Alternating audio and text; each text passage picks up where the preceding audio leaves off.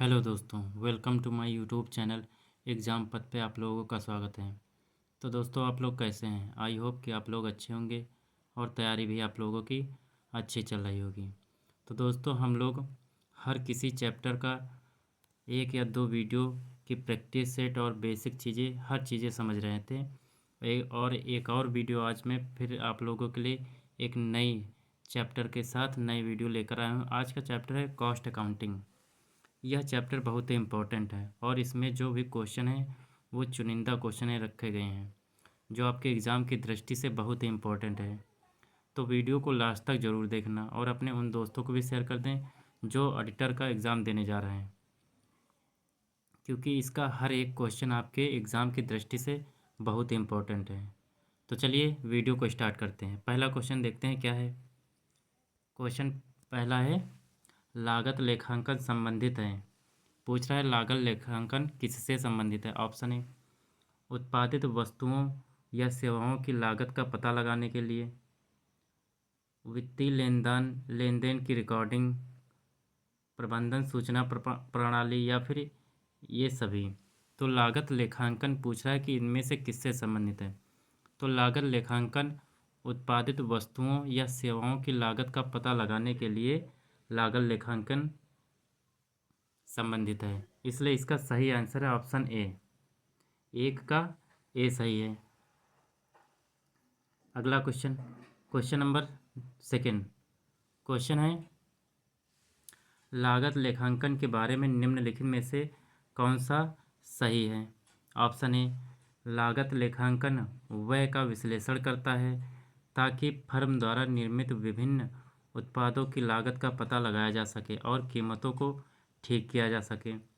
Second option है option B, लागत लेखांकन लागतों को नियंत्रित करने का निर्णय और लेन लेने के लिए प्रबंधन को आवश्यक लागत संबंधी जानकारी प्रदान करने में भी मदद करता है। ऑप्शन सी क्या है। ऑप्शन सी है ए और बी दोनों सही हैं। ऑप्शन डी क्या है, यह आयकर अधिनियम, बिक्री कर आदि जैसे कठिन कर कानूनों के जवाब में बढ़ा है। तो इसका सही आंसर है ऑप्शन ए और बी दोनों सही हैं। ऑप्शन ए और बी दोनों सही हैं, इसलिए इसका सही आंसर है ऑप्शन सी। सेकंड का सी सही है। अगला क्वेश्चन, क्वेश्चन नंबर 3। क्वेश्चन है, लागत लेखा मानक CAS निम्न द्वारा जारी किए गए थे। ऑप्शन ए, भारतीय लागत लेखाकार संस्थान द्वारा। ऑप्शन बी, भारतीय कंपनी सचिव संस्थान द्वारा। ऑप्शन सी, भारतीय सनदी लेखाकार संस्थान द्वारा। ऑप्शन सी, कारपोरेट कार्य मंत्रालय द्वारा। तो लागत लेखा मानक पूछ रहा है कि किसके द्वारा जारी किए गए थे। तो लागत लेखा मानक आपके भारतीय लागत लेखाकार संस्थान के द्वारा जारी किए गए थे। ऑप्शन ए सही है। किसके द्वारा? भारतीय लागत लेखाकार संस्थान द्वारा। तो 3 का ए सही है। अगला क्वेश्चन, क्वेश्चन नंबर 4। क्वेश्चन है, निम्नलिखित में किसको छोड़कर शेष लागत के 3 प्रमुख अवयव हैं। ऑप्शन ए, सीमांत लागत। ऑप्शन बी, ऊपरी लागत। ऑप्शन सी, सामग्री लागत। या ऑप्शन डी, श्रम लागत। तो पूछ रहा है कि किसको छोड़कर शेष लागत के 3 प्रमुख अवयव हैं, इसमें से एक को छोड़कर बाकी सभी शेष लागत के प्रमुख अवयव हैं। तो इसमें कौन सा सही? तो इसका सही आंसर है ऑप्शन ए, सीमांत लागत को छोड़कर शेष लागत के प्रमुख अवयव हैं। तो इसलिए इसका सही आंसर है ऑप्शन ए, 4 का ए सही है। अगला क्वेश्चन, क्वेश्चन है, इसमें 2 कथन दिए गए हैं, इसमें बताना है कि कौन सा कथन गलत है कौन सा सही है। कथन एक क्या कह रहा है, जब ओवरहेड्स का आवंटन और उत्पादन लागत केंद्रों को किया जाता है तो उनसे लागत केंद्रों में निर्मित उत्पादों की कीमत वसूल की जाती है। सेकंड कथन क्या कह रहा है, उत्पादन ओवरहेड्स उत्पादन विभाग और सेवा विभाग दोनों की ओवरहेड लागत है। ऑप्शन ए, दोनों कथन सही हैं। ऑप्शन बी, दोनों कथन गलत हैं। ऑप्शन सी पहला कथन सही है और सेकंड वाला गलत है। ऑप्शन डी क्या है कि पहला कथन गलत है और सेकंड वाला सही है। तो इसमें बताना है कि कौन सा कथन सही है और कौन सा गलत है। तो इसका कथन ए सही है। इसका कथन ए सही है, दोनों सही हैं। जब ओवरहेड्स का आवंटन और उत्पादन लागत केंद्रों को किया जाता है तो उनसे लागत केंद्र में निर्मित उत्पादों की कीमत वसूल की जाती है। और सेकंड कथन है उत्पादन ओवरहेड्स, उत्पादन विभाग और सेवा विभाग दोनों की ओवरहेड लागत है। इसलिए इसका सही आंसर ऑप्शन ए। दोनों कथन सही हैं, 5 का ए सही है। अगला क्वेश्चन, क्वेश्चन नंबर 6। क्वेश्चन है उत्पादन, क्वेश्चन क्या है, प्रत्येक उत्पादन केंद्र की कुल ऊपरी लागत कितनी होनी चाहिए। ऑप्शन ए उत्पादन उत्पादन केंद्रों को सीधे आवंटित लागत। ऑप्शन बी उत्पादन केंद्र में प्रभाजित साझा लागत। ऑप्शन सी उत्पादन केंद्र में प्रभाजित प्रत्येक सेवा विभाग की लागत का एक हिस्सा। या ऑप्शन डी उपरोक्त सभी। तो क्वेश्चन कह रहा है प्रत्येक उत्पादन केंद्र की कुल ऊपरी लागत कितनी होनी चाहिए। तो ऊपरी लागत उत्पादन केंद्रों को सीधे आवंटित लागत ये भी होना चाहिए। उत्पादन केंद्र में प्रभाजित साझा लागत ये भी सही है। और उत्पादन केंद्र में प्रभाजित प्रत्येक सेवा विभाग की लागत का एक हिस्सा यह भी सही है। इसलिए इसका सही आंसर ऑप्शन डी, 6 का डी सही है। अगला क्वेश्चन, क्वेश्चन नंबर 7। क्वेश्चन इनमें से कौन सा सही है। ऑप्शन ए किराया प्रकाश व्यवस्था और पर्यवेक्षण लागत सामान्य लागत है। ऑप्शन बी संयुक्त लागत को केवल विभाजन के आधार को अपनाकर विभाजन नहीं किया जा सकता। सी लागत निर्धारण में लागत केंद्रों को व्यय का आवंटन और विभाजन शामिल नहीं होता है। और ऑप्शन डी उत्पादन लागत में उत्पाद की प्राथमिक पैकिंग की लागत शामिल नहीं है। तो इसमें बताना है कि कौन सा कथन सही है, कौन सा ऑप्शन सही है। तो इसका ऑप्शन ए सही है, किराया प्रकाश व्यवस्था और पर्यवेक्षण लागत सामान्य लागत है। इसलिए इसका सही आंसर ऑप्शन ए, 7 का ए सही है। अगला क्वेश्चन, क्वेश्चन नंबर 8। क्वेश्चन है लागत पत्रक के बारे में निम्नलिखित पर विचार कीजिए। ऑप्शन ए, ऑप्शन ए क्या है, एक लागत पत्र का कथन है जो किसी उत्पाद के लिए कुल लागत के विभिन्न घटकों को दिखाता है और तुलना के लिए पिछला डेटा दिखाता है। सेकंड है एक लागत पत्रक दस्तावेज या तो ऐतिहासिक लागत का उपयोग करके या अनुमानित लागत का उल्लेख करके तैयार किया जा सकता है। सेकंड है लागत पत्रक लागत तुलना और लागत नियंत्रण में मदद करता है। और चौथा है यह कुशल निर्णय लेने को सुनिश्चित करता है। तो इसमें ऑप्शन ए सही है। ए 1, 2, 3 ये चारों सही हैं। ऑप्शन बी 1 या 3 सही है। ऑप्शन सी 2, 3 या 4 सही है। ऑप्शन डी 1 या 4 सही है। इसमें बताना है कि कौन सा सही है। तो इसका सही आंसर है ऑप्शन ए, इसमें सभी सही हैं, पहला भी, दूसरा भी, तीसरा भी और चौथा भी। तो इसलिए इसका सही आंसर है ऑप्शन ए, ऑप्शन ए सही है। अगला क्वेश्चन, क्वेश्चन नंबर 9। क्वेश्चन है लागत पत्रक तैयार करने में शामिल निम्न चरणों को सही अनुक्रम में व्यवस्थित करना है। इनके अनुक्रम एक व्यवस्थित तरीके से आपको क्रम वाइज रखना है कि कौन से सही हैं, कौन से क्रम वाइज कौन कौन से आएंगे। पहला है प्रत्यक्ष सामग्री लागत का निर्धारण। सेकंड है कुल विनिर्माण लागत की गणना। थर्ड है ओवरहेड लागत आवंटित करना। फोर्थ है प्रमुख लागत की गणना। 5 है कारखाना ओवरहेड दर का निर्धारण। 6 है प्रत्यक्ष श्रम लागत आवंटित करना। और 7 है प्रति यूनिट कुल लागत की गणना करना। तो इसमें बताना है कि व्यवस्थित क्रम में कौन सही है ऑप्शन है। पहला ऑप्शन क्या है, 2 3 4 6 1 5 7। पहला ऑप्शन सही है, सेकंड सही है, बी सही, सी सही या डी सही। तो इसका सही आंसर है ऑप्शन डी।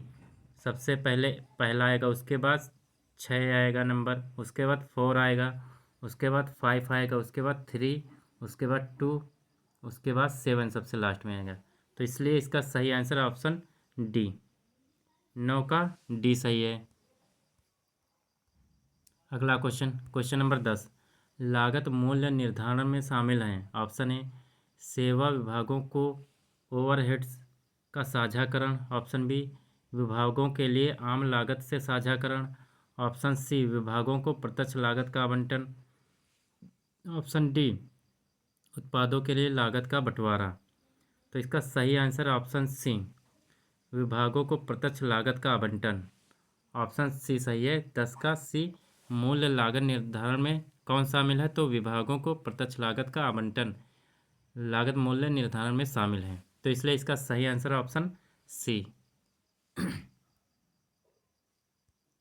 अगला क्वेश्चन 11। क्वेश्चन है उत्पादन केंद्रों के बीच सेवा केंद्रों की लागत को साझा करना क्या कहलाता है। पुनर्वियोजन, पुनरावंटन, द्वितीयक प्रभाजन या कोई नहीं।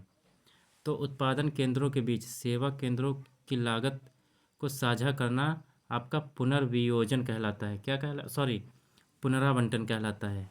क्या कहलाता है, पुनरावंटन। ऑप्शन बी सही है। ऑप्शन बी 11 का बी सही है। अगला क्वेश्चन, क्वेश्चन नंबर 12। क्वेश्चन है एक व्यावसायिक इकाई के बंद होने पर भी वहन की जाने वाली लागत को क्या कहा जाता है। आरोपित लागत, ऐतिहासिक लागत, विफल लागत या फिर प्राथमिक लागत। तो एक व्यावसायिक इकाई के बंद होने पर भी वहन की जाने वाली लागत को प्राथमिक लागत कहेंगे। क्या कहेंगे, प्राथमिक लागत। ऑप्शन डी सही है, 12 का डी। अगला क्वेश्चन, क्वेश्चन नंबर 13। क्वेश्चन है उत्पादन लागत मूल लागत और किसके योग को संदर्भित करता है। कारखाना उपरिव्यय। ऑप्शन बी कारखाना और प्रशासन उपरिव्यय। ऑप्शन सी कारखाना प्रशासन और बिक्री उपरिव्यय। ऑप्शन डी कारखाना प्रशासन बिक्री उपरिव्यय और लाभ। तो उत्पादन लागत मूल लागत और कारखाना उपरिव्यय योग को संदर्भित करता है। किसके योग को, कारखाना उपरिव्यय के योग को संदर्भित करता है। तो इसका सही आंसर है ऑप्शन ए, 13 का ए सही है। अगला क्वेश्चन, क्वेश्चन नंबर 14। क्वेश्चन है लागत लेखांकन किसके कारण विकसित किया गया था। ऑप्शन है वित्तीय लेखांकन की सीमाएं। ऑप्शन बी प्रबंधन लेखांकन की सीमाएं। ऑप्शन सी मानव संसाधन लेखांकन की सीमाएं। ऑप्शन डी दोहरी प्रविष्टि लेखांकन की सीमाएं। तो लागत लेखांकन वित्तीय लेखांकन की सीमाओं के कारण विकसित किया गया था। किसकी, वित्तीय लेखांकन की सीमाओं के कारण विकसित किया गया था। तो ऑप्शन ए सही है, 14 का ए सही है। अगला क्वेश्चन, क्वेश्चन नंबर 15। कोई भी गतिविधि किसके कारण संसाधनों की खपत होती है क्या कहलाती है। बैच स्तर की गतिविधि, गैर मूल्य वर्धित गतिविधि, सुविधा स्तरीय गतिविधि या लागत चालक गतिविधि। तो इसका सही आंसर ऑप्शन डी लागत चालक। कोई भी गतिविधि पूछ रहा है कि जिसके कारण संसाधनों की खपत होती है वो लागत चालक कहलाती है। तो ऑप्शन डी सही है, 15 का डी। अगला क्वेश्चन, क्वेश्चन नंबर 16। उपोत्पाद के लिए कौन सा कथन सही नहीं है। ऑप्शन ए उपोत्पाद अपेक्षाकृत कम मूल्य के उत्पाद होते हैं जो मुख्य उत्पाद के निर्माण के दौरान संयोग से और अपरिहार्य रूप से उत्पादित होते हैं। ऑप्शन बी उपोत्पाद स्क्रैप या अपशिष्ट के समान है। ऑप्शन सी जहां उपोत्पाद छोटे मूल्य के होते हैं उसे नहीं माना जाता। ऑप्शन डी मुख्य उत्पादों की तुलना में उपोत्पाद का विक्रय मूल्य बहुत कम होता है। तो इसका सही आंसर है ऑप्शन बी उपोत्पाद स्क्रैप या अपशिष्ट के समान है। ये गलत है, क्वेश्चन के अनुसार ये गलत है और क्वेश्चन के अनुसार ये सही है। ऑप्शन बी सही, 16 का बी सही है। इसमें पूछ रहा है सही नहीं है, तो यही सही नहीं है। अगला क्वेश्चन, क्वेश्चन नंबर 17। उत्पादन की इकाइयाँ उपरिव्यय को आवंटित करने का एक उपयुक्त तरीका है जब ऑप्शन ए कई अच्छी तरह से विभेदित उत्पादों का निर्माण किया जाता है। ऑप्शन बी प्रत्यक्ष श्रम लागत कम होती है। ऑप्शन सी केवल एक उत्पाद का निर्माण किया जाता है। ऑप्शन डी निर्माण प्रक्रिया जटिल होती हैं। तो उत्पादन की इकाइयाँ उपरिव्यय को आवंटित करने का एक उपयुक्त तरीका है जब केवल एक उत्पाद का निर्माण किया जाता है। ऑप्शन सी सही है।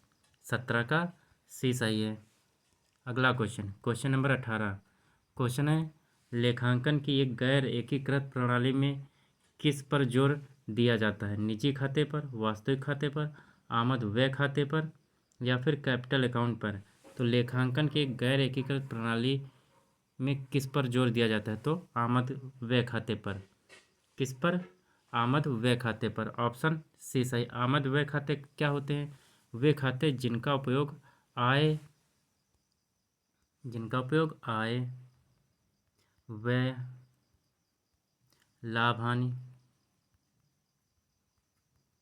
लाभांश से संबंधित लेखांकन की जानकारी को रिकॉर्ड करने के लिए किया जाता है।